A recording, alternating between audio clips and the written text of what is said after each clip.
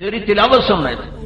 جب کوئی مرد عورت تہجد میں مسواک کر کے اٹھ کے نماز پڑھتا ہے تو ایک فرشتہ اس کے بالکل ہونٹوں کے سامنے آ جاتا ہے, یہاں اپنے اس کے منہ کے سامنے منہ کر دیتا ہے اور کہتا ہے اور قرآن پڑھ, اور قرآن پڑھ, اور قرآن پڑھ, کہ تیرا قرآن ہماری غذا ہے.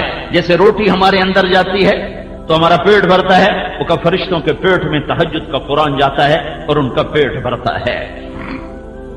جس گھر میں نماز نہیں, جس گھر میں تہجد نہیں, جس گھر میں فرائض نہیں ہیں, وہاں تو اندھیری رات ہے, اندھیری رات ہے. کتنے کروڑوں گھر ہیں, ایک بھی سجدہ دینے والا کوئی نہیں. کتنے کروڑوں گھر ہیں, ایک بھی سجدہ دینے والا کوئی نہیں ہے.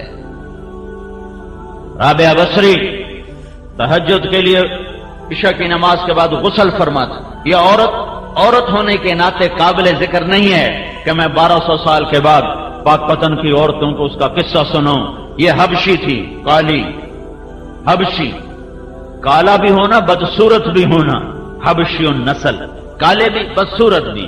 یہ باندھی تھی, آزاد نہیں تھی, یہ بانج تھی, قابل اولاد نہیں تھی. جس عورت میں یہ 3 عیب ہوں اسے زمانہ یاد رکھ سکتا ہے, اسے تاریخ یاد رکھ سکتی ہے. تو آج 12 صدی کے بعد میں کیوں رابعہ کی کہانی مردوں عورتوں کو سنا رہا ہوں کہ یہ وہ عورت تھی جس نے اللہ کو پا لیا تھا. یہ غسل کر کے اپنے خامن سے فرماتی میں آپ کو میری ضرورت ہے, میری ضرورت ہے. اگر وہ فرماتے کوئی نہیں ہے تو پھر ان سے کہتی مجھے اجازت ہے میں اپنے اللہ سے بات کر لوں.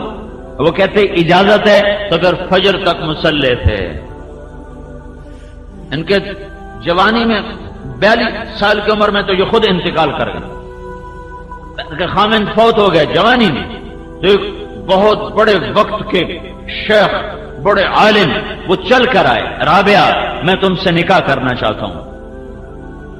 کوئی شادی کا شوق نہیں تھا, رابعہ کی نسبت لینے کا شوق تھا. تو انہوں نے فرمایا 4 باتوں کا جواب دے دو میں شادی کر لیتی ہوں. کہا کیا؟ کہا میرے لیے جنت کا فیصلہ ہے یا جہنم کا؟ پتہ نہیں. کہ جب قیامت میں اٹھائیں جائیں گے تو کسی کے سیدھے ہاتھ میں آئے گا, کسی کے الٹے ہاتھ میں آئے گا عمل اس کا, تو میرے سیدھے ہاتھ میں آئے گا کہ الٹے ہاتھ میں؟ کہ مجھے تو پتہ نہیں.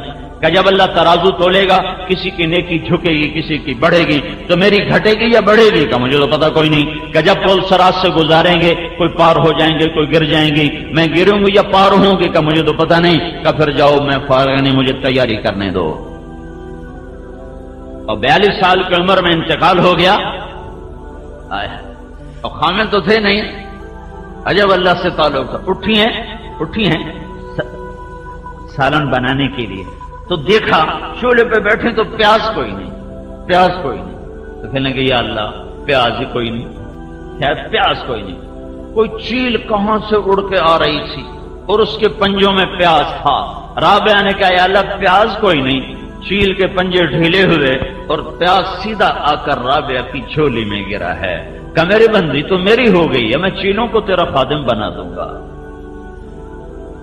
جب ان کا انتقال ہوا تو ان کی اپنی خادمہ کو خواب میں ملی, تو انہوں نے پوچھا آپ کے ساتھ کیا ہوا؟ تو فرمایا میرے پاس منکر نکیر آئے تھے اور مجھ سے کہنے لگے من ربکی, تیرا رب کون ہے؟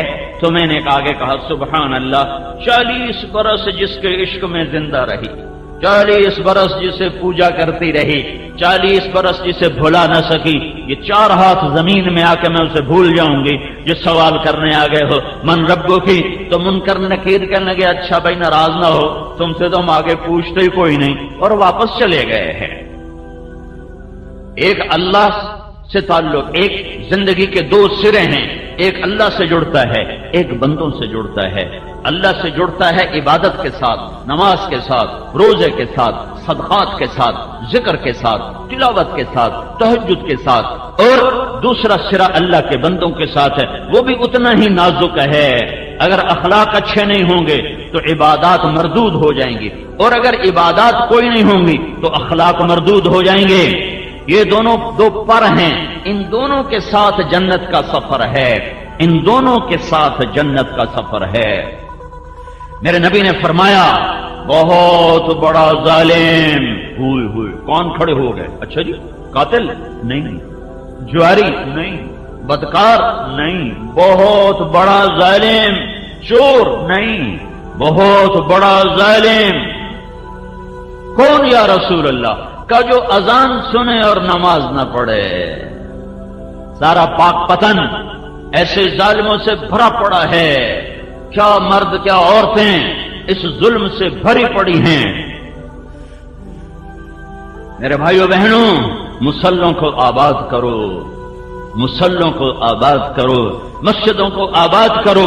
یہ الصلاۃ الصلاۃ الصلاۃ، میری امت نماز نہ چھوڑنا، نماز نہ چھوڑنا، نماز نہ چھوڑنا۔ دوسرا رخ وما ملکت ایمانکم، وما ملکت ایمانکم، میری امت